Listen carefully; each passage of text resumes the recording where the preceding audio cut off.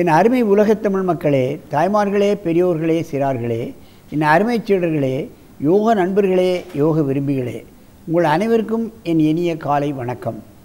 கலைஞர் தொலைக்காட்சி நிகழ்ச்சியில் நலமுடன் வாழ என்னும் பிரிவில் யோகாசனத்திற்கு அதிக முக்கியத்துவம் தருவதை நீங்கள் அறிவீர்கள். காலையில் முதல் நிகழ்ச்சியாக தரப்படுகிறது. அதிகாலை வேளையில் பல நல்ல காரியங்களை நாம் செய்து கொண்டிருக்கின்றோம். இன்றைக்கு ஒரு அற்புதமான ஆசனத்தை செய்ய போகிறார்கள். ஏகபாத கால் தூக்கிய ஆசனம். பத்மாசனத்தை கலைத்துவிட்டு நீங்கள் செய்யுங்கள். நிறைய அட்வான்ஸ் ஆசனங்கள் எல்லாம் செய்வார்கள், பாருங்கள்.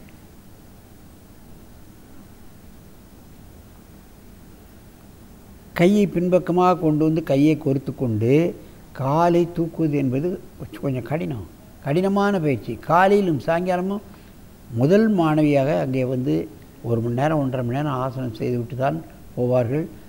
ஒரு நாள் கூட லீவ் போட்டது கிடையாது. ரொம்ப அபூர்வம் லீவு.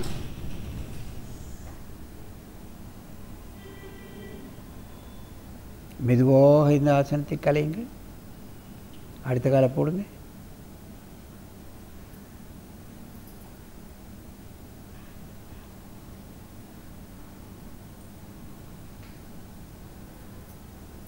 மெதுவா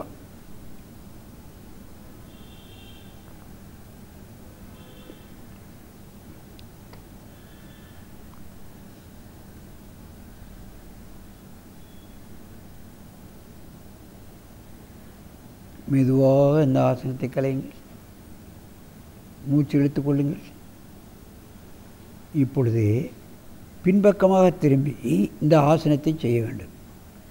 கை எப்படி பிடிக்கப்படுகிறது என்பதை நாம் தெரிந்து கொள்ளலாம்.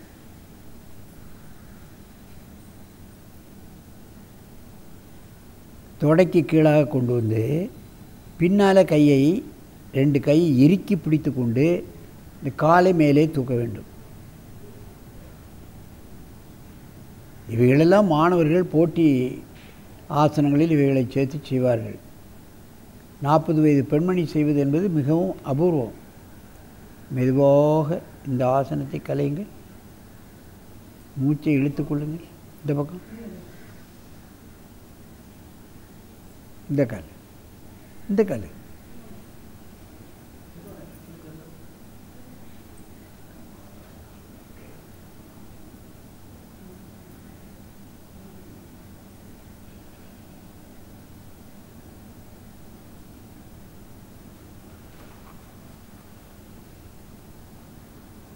மெதுவாக இந்த ஆசனத்தை கலையுங்கள்.